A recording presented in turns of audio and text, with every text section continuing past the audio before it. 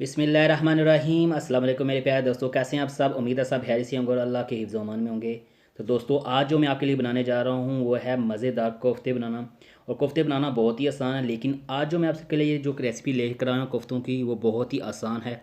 क्योंकि कोफ्ते तो आपने ज़्यादातर खाए होंगे फ्राई करके, लेकिन आज मैं आपको कोफ्ते बनाना सिखाऊंगा वो फ्राई किए बगैर। क्योंकि जब आप फ्राई करते हैं तो वो बहुत ज़्यादा सख्त हो जाते हैं। तो आज जो मैं आपको कोफ्ते बनाऊँ वो बहुत ही अच्छे और नरम और मुलायम होते हैं, और इसको बनाना बहुत ही आसान है। तो इस वीडियो को एंड तक आपने लाजमी देखना है। तो यहाँ पर दोस्तों देख सकते हैं कि यहाँ पर मैंने एक अदद प्याज लिया था, उसको मैंने इस मशीन के अंदर डालकर अच्छे से चॉप कर लिया है। और यहाँ पर मैं 2 अदद हरी मिर्च लेकर उनको भी अच्छे से चॉप कर लूँगा। तो दोस्तों, आपने अगर इस तरह के कोफ्ते बनाने हैं तो इन ट्रिक्स जो मैं आज आपको बताऊँगा इनको लाजमी फॉलो करना है, और इस वीडियो को एंड तक लाजमी देखना है। तो यहाँ पर मैंने कीमे को अच्छे से साफ़ करके धो कर रखा था। और यहाँ पर जो अहम स्टेप होता है जिससे वजह से आपके कीमे यानी कोफ्ते आपके ख़राब हो जाते हैं या टूट जाते हैं, तो यहाँ पर ये होता है कि जो कीमे के अंदर स्पेयर पानी होता है एक्स्ट्रा, तो उसको आप अच्छे से साफ करके निकाल दें ताकि इसके अंदर एक कतरा पानी ना हो। और इसी तरह हम जो प्याज के अंदर होता है पानी, उसको भी अच्छे से हाथ से दबाकर उसके अंदर जो एक्स्ट्रा पानी है वो निकाल देंगे। तभी आपके कोफ्ते बहुत ही अच्छे और सॉफ्ट बनेंगे। तो यहाँ पर ये दोनों चीज़ों के पानी हमने ऐसे सॉस कर लिया था। और अब यहाँ मैं ऐड करने लगा हूँ 1 टेबल स्पून हरी मिर्च। और इसके अंदर अब ऐड करेंगे हम हाफ़ टेबल स्पून कुटी हुई लाल मिर्च, एक हाफ़ टेबल स्पून नमक, और इसके बाद हम ऐड करेंगे हाफ़ टेबल स्पून खुश्क धनिया, और इसके अंदर हाफ़ टेबल स्पून लाल मिर्च पाउडर और चुटकी भर कलौंजी। तो इन चीज़ों को ऐड करने के बाद अच्छे से आपने इनको हाथों से मिक्स करना है। और यहाँ भी याद रखिएगा, आपका ये जो मिक्सर डो होती है ना, बिल्कुल जैसे आटा नहीं होता गूंथते आप, उसी तरह की होनी चाहिए। इसके रेशे अलग होने चाहिए। और इसके बाद हम यहाँ पर 3 टेबल स्पून अंडा ऐड करेंगे। तो अंडा ऐड करने के बाद आप फिर इसको अच्छे से, कि इसके जो गोश्त के रेशे हैं वो अच्छे से अलग हो जाएं और ये अच्छे से मिक्स हो जाए। और जब ये अच्छे से आपने 3-4 मिनट अच्छे से मिक्स करने के बाद यहाँ पर ऐड करूँगा मैं यहाँ पर 2 टेबल स्पून मैदा। तो मैदे से ये होता है दोस्तों कि ये जब आप इसके बॉल बनाएंगे वो अच्छे से जुड़ जाएंगे। तो यहाँ पर देखेंगे कितना ही सॉफ्ट और कितना अच्छा बना है इसकी डो। तो यहाँ हम इसके बॉल बना लेते हैं छोटे छोटे। तो ये देखें कितने ही इसके अच्छे बॉल बन रहे हैं और ये जुड़ भी जाते हैं। तो इन ट्रिक्स और ये जो मैं आपको तरीका बता रहा हूँ, इसको अगर फॉलो करेंगे आपके कोफ्ते बहुत ही अच्छे बनेंगे। तो यहाँ पर हमने जो कोफ्तों के बनाए थे वो बन चुके हैं, कोफ्ते यहाँ तैयार हो चुके हैं। तो अब इसके लिए हम जो ग्रेवी तैयार कर लेते हैं।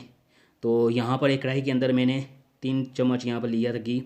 तो जब वो गर्म हो जाए तो इसके अंदर आपने मैं यहाँ पर 3 अदद बड़े साइज़ के मैंने ऑनियन लिए थे काट कर, रफली आप इसके अंदर डाल दें। और जब तक इसका रंग ब्राउन नहीं हो जाता उस वक्त आप इसको अच्छे से पकाएं। तो अब मैं यहाँ पर ऐड करने लगा हूँ 3 से 4 अदद लौंग। तो लौंग हम इस वजह क्योंकि इससे फ्लेवर भी एनहेंस हो जाता है, और जो ये गोश्त के अंदर कच्चापन होता है उससे इसकी खुशबू को भी वो ख़त्म हो जाता है, उसका कच्चापन, इससे खुशबू बहुत अच्छी होती है। तो ये देखें यहाँ पर इसका कलर अच्छा गोल्डन ब्राउन हो चुका है। तो अब यहाँ मैं ऐड करूँगा 3 अदद टमाटर और 3 अदद हरी मिर्च काट कर इसके अंदर ऐड किए हैं।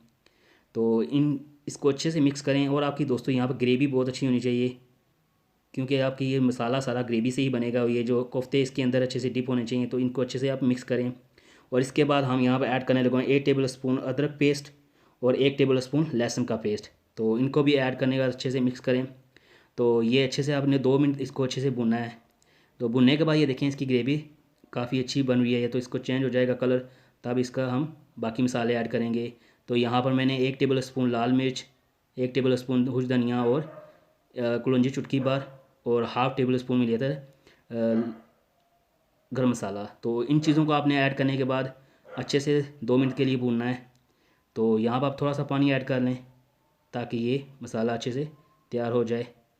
तो ये देखें कितनी ही अच्छी ग्रेवी इसकी बनकर तैयार हो चुकी है। तो यहाँ पर मैं हरा धनिया ऐड कर रहा हूँ। तो यहाँ पे इसको भी अच्छे से, अब यहाँ ग्रेवी आपकी बार बार यहाँ पे आपकी ग्रेवी अगर अच्छी होगी तो कोफ्ते आपके बहुत ही मज़े के बनेंगे।